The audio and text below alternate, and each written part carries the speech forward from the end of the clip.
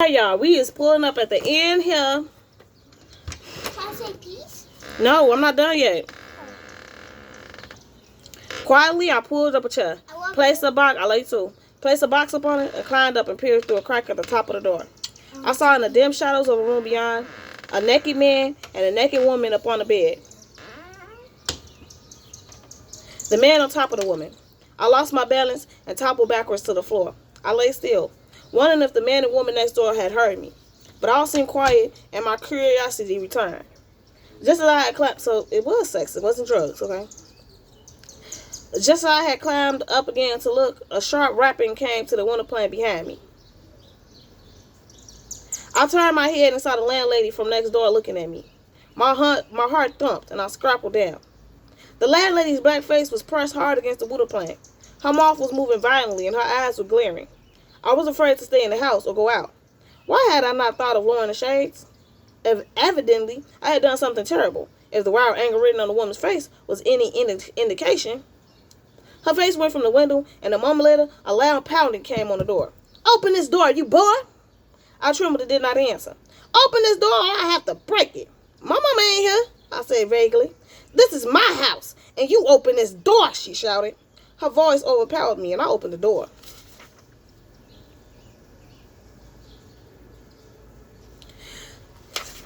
She rushed in and stopped and stared at the clumsy scaffolding I had rigged up to look into her flat. Why hadn't I taken it down before I opened the door? "Boy, what do you mean?" she asked. I could not answer. "You scared my customers," she said.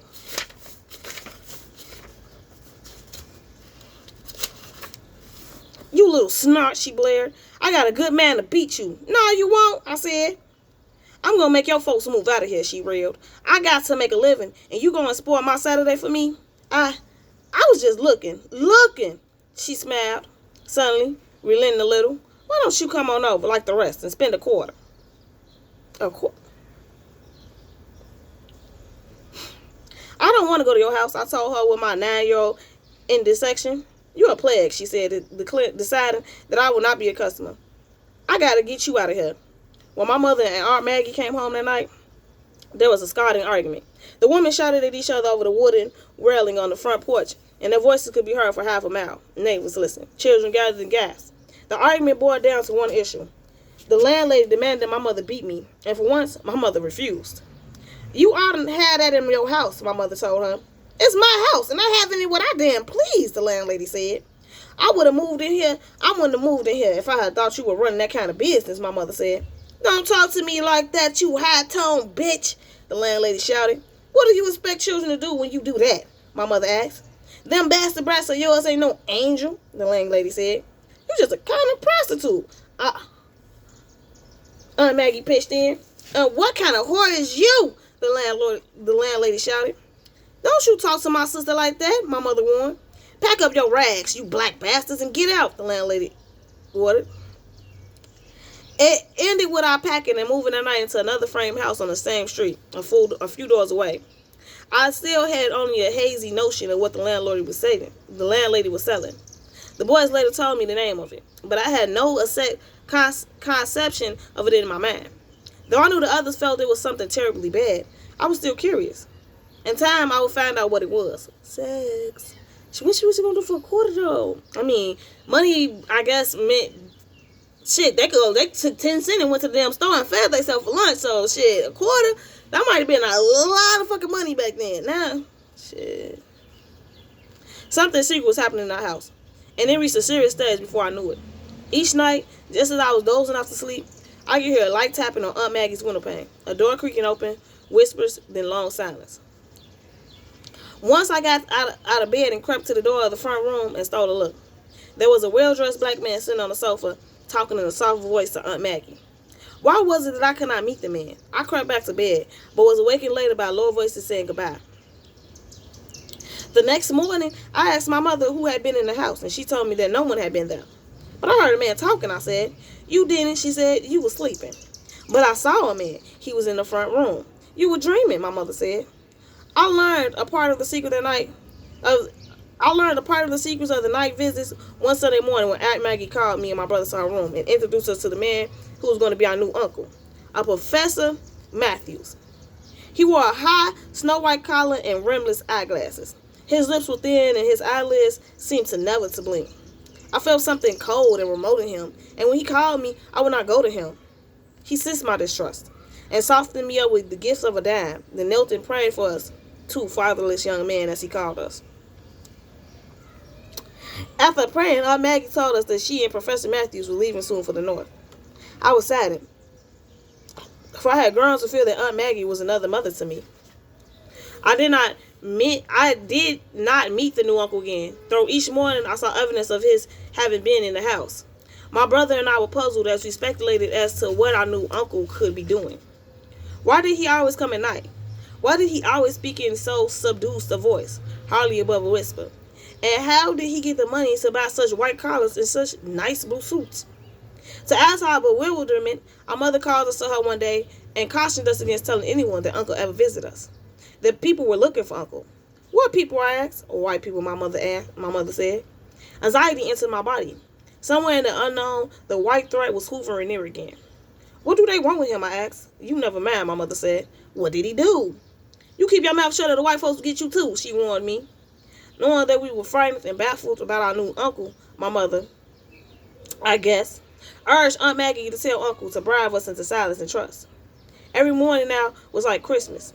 We would climb out of bed and race to the kitchen and look at the table to see what Uncle had left for us. One morning I found that he had brought me a little female poodle, upon which I bestowed the name Bessie, and she became my pet and companion. Strangely, Uncle began visiting us in the daytime now. But when he came, all the shades in the house were drawn, and we were forbidden to go out of the doors until he left. I asked my mother 1,000 whispered questions about the silent, black, educated uncle, and she always replied, "It's something you can't know. Now keep quiet and go play." One night, the sound of sobbing awakened me. I got up and went softly to the front room and peeped around the jab of the door. There was Uncle sitting on the floor by the window, peering into the night from under the lifted curtain. My mother was bent over a small trunk, packing hurriedly. Fear gripped me. Was my mother leaving? Why was Aunt Maggie crying? Were the white people coming after us? Hurry up, Uncle said. We must get out of here. Oh, Maggie, my mother said, I don't know if you ought to go. You keep out of this, Uncle said, peering into the black street. But what did you do, Aunt Maggie asked. I'll tell you later, Uncle said. We got to get out of here before they come. But you done something terrible, Aunt Maggie said. Or you want to be running like this? The house is on fire, Uncle said. And when they see it, they know who did it. Did you set the house on fire? My mother asked. There was nothing else to do, Uncle said impatiently. I took the money. I had hit her. She was unconscious. We murdered somebody. She was unconscious. If they found her, she'll tell. I'll be lost. So I set the fire. But she'll burn up, Aunt Maggie said, crying into her hands. What could I do, Uncle asked. I had to do it. I couldn't just leave her there and let somebody find her. They know somebody hit her. But if she burns, nobody will ever know. Fear filled me. What was happening? Were white people coming after all of us? Was my mother going to leave me? Mama! I wailed, running into the room. Uncle leapt to his feet. A gun was in his hand, and he was pointing at me. I stared at the gun, feeling that I was going to die at any moment. Richard! My mother whispered fiercely. You going away? I yelled. My mother rushed to me and clapped her hand over my mouth. Do you want us to all get killed? Do you want all of us to be killed? She asked, shaking me. I cried. Now go back. Now you go back to sleep, she said. You leaving? I asked. I'm not. You are leaving. I see the trunk. I wailed. You stop that noise, my mother said.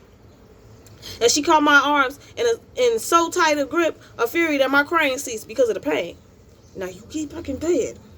She led me back to bed, and I lay awake, listening to whispers, footsteps, doors creaking in the dark, and sobs of Aunt Maggie.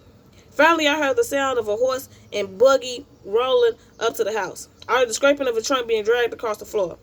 Aunt Maggie came into my room, crying softly. She kissed me and whispered goodbye.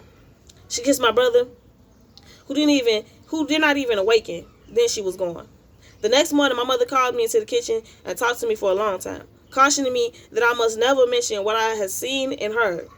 That white people would kill me if they even knew that I even thought I knew. Know what? I could not help but ask. Never you mind now, she said. Forget what you saw last night. But what did Uncle do? I can't tell you. He killed somebody, I ventured timidly. Yes. If anybody heard you say that, you're dead, my mother said. That settled it for me. I would never mention it. A few days later, a tall white man with a gleaming star on his chest and a gun on his hip came to the house. He talked to my mother a long time, and all I could hear was my mother's voice. I don't know what you're talking about. Search the house as you like. The tall white man looked at me and my brother, but he said nothing to us. For weeks I wondered what it was that Uncle had done, but I was destined to never know. Not even in all the years that followed. With Aunt Maggie gone, my mother could not earn enough to feed us, and my stomach kept so constantly empty that my head ached most of the day. One afternoon, hunger haunted me so accurately that I decided to try to sell my dog Betsy and buy some food. Betsy was a tiny, white, fluffy poodle, and when I washed, dried, and combed her, she looked like a toy. I tucked her under my arm and went for the first time along into a white neighborhood where there were wide, clean streets and big white houses. I went from door to door, ringing the bells. Some white people slammed the door in my face. All this told me to come to the River House, but pride would never let me do that. Finally, a young white woman came to the door and smiled. "What do you want?" she asked. Do you want to buy a pretty dog?" I asked. "Let me see." She took the dog in her arms and fondled and kissed it. "What's his name?" "Betsy." "She's cute," she said. "What do you want for her?" $1, I said. "Wait a moment," she said. "Let me see if I got $1." She took Betsy into the house with her, and I waited on the porch, marveling at the cleanness, the quietness of the white world, how orderly everything was. Yet I felt out of place. I had no desire to live here. Then I remembered that these houses were the homes in which lived those white people who made niggers leave their houses and flee into the night. I grew tense. Would someone say that I was a bad nigga and try to kill me here? What was keeping a woman so long? Would she tell other people that a nigger boy had said something wrong to her? Perhaps she was getting a mob. Maybe I ought to leave now and forget about Betsy. My mountain anxiety drowned out my hunger. I wanted to rush back to the safety of the black faces I knew. The door opened and a woman came out, smiling, still hugging Betsy in her arms. But I could not see her smile now. My eyes were full of tears I had conjured up. "I just love this dog," she said, "and I'm going to buy her. I haven't got $1. All I have is 97 cents. Though she did not know it, she was now giving me an opportunity to ask for the dog without saying that I did not want to sell her to white people. "No, ma'am," I said. "I want $1. "But I haven't got $1 in the house," she said. "Then I can't sell a dog," I said. "I'll give you the other 3 cents when my mother comes home tonight." She said. "No, ma'am," I said, looking stonily at the floor.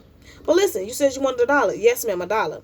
"Then here's 97 cents, she said, extending a handful of change to me, still holding on to Betsy. "No, ma'am," I said, shaking my head. "I want $1. You either give me $1 now or give me my dog back. But I'll give you the other 3 cents. "My mama told me to sell her for $1, I said, feeling that I was being too aggressive and trying to switch the moral blame for my aggressiveness to my absent mother. "You'll get $1. You get the 3 cents tonight." "No, ma'am." "Then leave the dog and come back tonight." "No, ma'am." "But what could you want with $1 now?" "I want to buy something to eat," I said. "Then 97 cents will buy you a lot of food," she said. "That's not what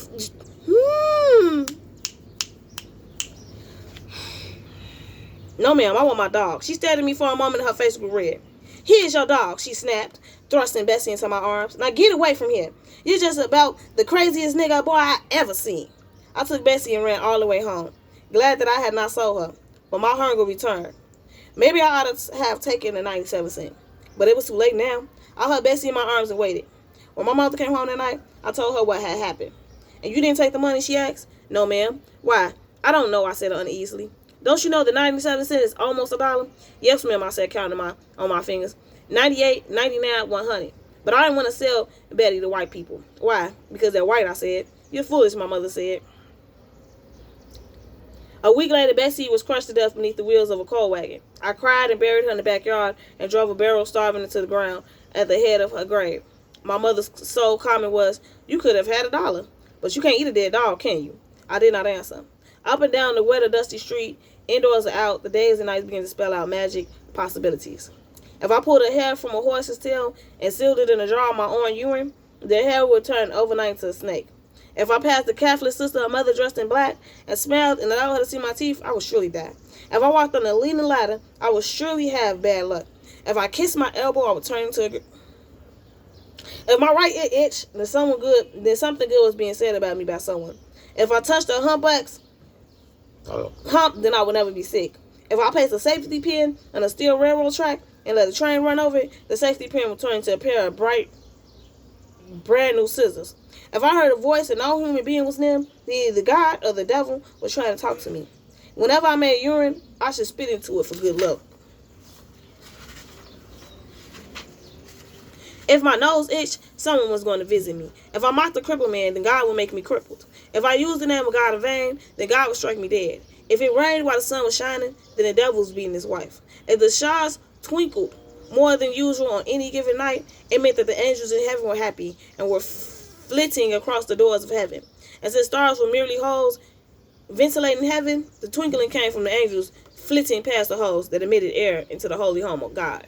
If I broke a mirror, I would have 7 years of bad luck. If I was good to my mother, I would grow old and rich. If I had a cold and tied a worn, dirty sock about my throat before I went to bed, the cold would be gone the next morning.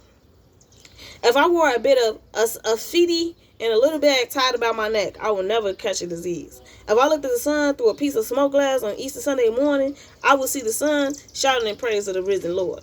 If a man confessed anything on his deathbed, it was the truth. For no man could stare death in the face and lie. If you spat on each grain of corn that was planted, the corn would grow tall and bear well. If I split salt, I should toss a pinch over my left shoulder to ward off misfortune. If I covered the mirror with a storm, when a storm was raging, the lightning would not strike me. If I stepped off a broom that was laying on the floor, I would have bad luck. If I walked in my sleep, then God was trying to lead me somewhere to do a good deed for him. Anything seemed possible, likely, feasible, because I wanted everything to be possible. Because I had no power to make things happen outside of me in the objective world. I made things happen within. Because my environment was bare and bleak. I endured it with unlimited possibilities, redeemed it for the sake of my own hungry and cloudy yearning. A dread of white people now came to live permanently in my feelings and imagination. As the war drew to a close, racial conflict flared over the entire South.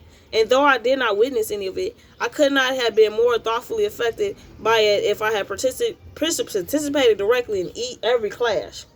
The war itself had been unreal to me, but I had grown able to respond emotionally to every hint, whisper, word, infection, news, gossip, and rumor regarding conflicts between the races.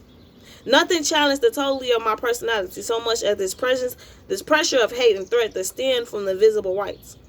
I would stand for hours on the doorstep of neighbors' houses listening to their talk, learning how a white woman had slapped a black woman, how a white man had killed a black man.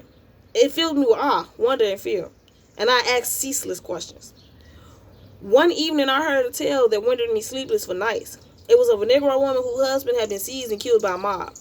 It was claimed that the woman vowed she would avenge her husband's death, and she took a shotgun, wrapped it in a sheet, and went humbly to the whites, pleading that she be allowed to take her husband's body for burial.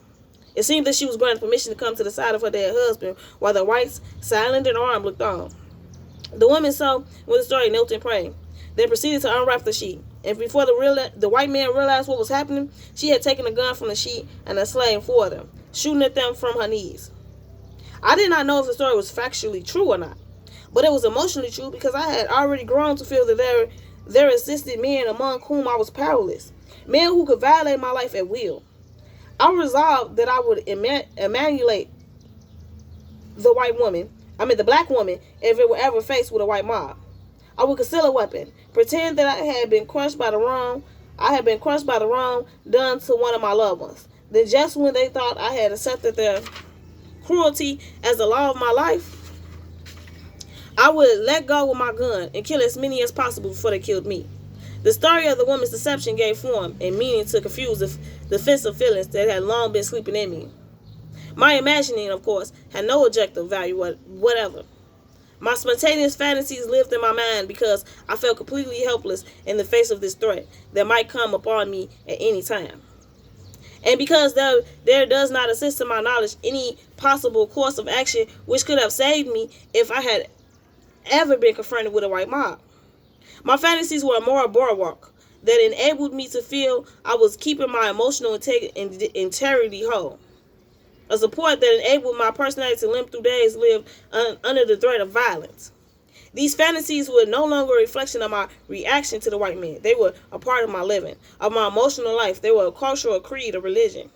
The hostility of the whites had become so deeply implanted in my mind and feelings that it had lost direct connection with the daily environment in which I lived. And my reactions to this hostility fed upon itself, grew or diminished according to the news that reached me about the whites, or according to what I aspired or hoped for. Tension was set in at the mere mention of whites in a vast complex of emotions, involving the whole of my personality, which was aroused. It was as though I was continuously reacting to the threat of some natural force whose hostile behavior could not be predicted. I had never in my life been abused by whites, but I had already become as conditioned to their existence as though I had been the victim of thousands lynchings. I lived in West Haiti as an underminingly long time before I returned to school and took up regular study. My mother luckily secured a job in a white doctor's office at an unheard wage of $5 per week. And then once she announced that her sons were going to school again, I was happy. But I was still shy and half paralyzed when in the presence of a crowd. And my first day at the new school made me the laughingstock of the classroom. I was sent to the blackboard to write my name and address. I knew my name and address, knew how to write it, knew how to spell it. But standing at the blackboard with the eyes of many girls and boys looking at my back made me freeze inside, and I was unable to write a single letter. "What's your name?" the teacher called to me. I lifted the white chalk to the blackboard, and as I was about to write, my mind went blank, empty. I could not remember my name, not even the first letter. Someone giggled and I stiffened. "Let's forget about us and write your name and address," the teacher coaxed. An impulse to write would flash through me, but my hand refused to move. The children began to twitter, and I flushed hotly. "Don't you know your name?" the teacher asked. I looked at her and could not answer. The teacher rose and walked to my side, smiling at me to give me confidence. She placed her hand tenderly upon my shoulder. "What's your name?" she asked. "Richard," I whispered. "Richard what?" "Richard Wright." "Spell it." I spelled my name in a wild rush of letters, trying desperately to redeem my paralyzing shyness. "Spell it slowly so I can hear it," she directed me. I did. "Now can you write it?" "Yes, ma'am." "Then write it." Again I turned to the blackboard and lifted my hand to write. Then I was blank and void within. I tried frantically to collect my senses, but I could not remember nothing. A sense of the girls and boys behind me filled me to the exclusion of everything. I realized how early I was feeling, and I grew weak and leaned my hot forehead against the cold blackboard. The room burst into a loud and prolonged laugh, and my muscles froze. You may go to your seat," the teacher said. I sat and cursed myself. Why did I always appear so dumb when I was called upon to perform something in the crowd? I knew how to write as well as any people in the classroom, and no doubt I could read better than any of them. And I could talk fluently and expressively when I was sure of myself. Then why did strange faces make me freeze? I sat with my ears and neck burning, hearing the people whisper about me, hating myself, hating them. I sat still as a stone, and a storm of emotion surged through me. While sitting in class one day, I was starting to hear whistles blowing and bells ringing. Soon the bedlam was deafening. The teacher lost control of her class, and the girls and boys ran to the windows. The teacher left the room, and when she returned, she announced, "Everyone pack your things to go home." "Why?" "What happened?" "The war is over," the teacher said. I followed the rest of the children into the streets and saw that white and black people were laughing and singing and shouting. I felt afraid as I rushed through crowds of white people, but my fright left when I entered my neighborhood and saw smiling black faces. I wandered among them, trying to realize what war was, what it meant, and I could not. I noticed that many girls and boys were pointing at something in the sky. I looked up too and saw what seemed to be a tiny bird wheeling and selling. "Look, a plane!" I never seen a plane. "It's a bird," I said. The crowd laughed. "That's a plane, boy," a man said. "It's a bird," I said. "I see it." A man lifted me up on his shoulders. "Boy, remember this," he said. "You're seeing men fly." I still did not believe it. It still looked like a bird to me. That night at home, my mother convinced me that man could fly. Christmas came, and I had but one orange. I was hurt, and when I go out to play with the children who were blowing horns and shooting firecrackers. I nursed my orange all of Christmas Day. At night, just before going to bed, I ate it. First taking a bite out of the top and sucking the juice from it as I squeezed it. Finally, I tore the peelings into bites and munched them slowly. And ate that whole orange, okay? Okay, y'all, that was really good. I really enjoyed that. Elijah! Elijah! You better come on. What? I'm done. It's the end. It's the end. Peace. Like this video. You like this video, leave a thumbs up or thumbs down. You got to do it for the algorithm, and so Elijah can find his head, because as you can see, you have not seen his head. None. You want to see his face? You want to see his face? You got to subscribe and hit the like button so he can know that you want to see his beautiful, beautiful face. Okay? So, okay, well, you know, you subscribe. All right, y'all. So with that being said, we is out. We is out. We is out. We is out. We is out. Peace, peace, peace like a millie bopping. Peace Like gang banging up in here. Yeah. Oh, peace.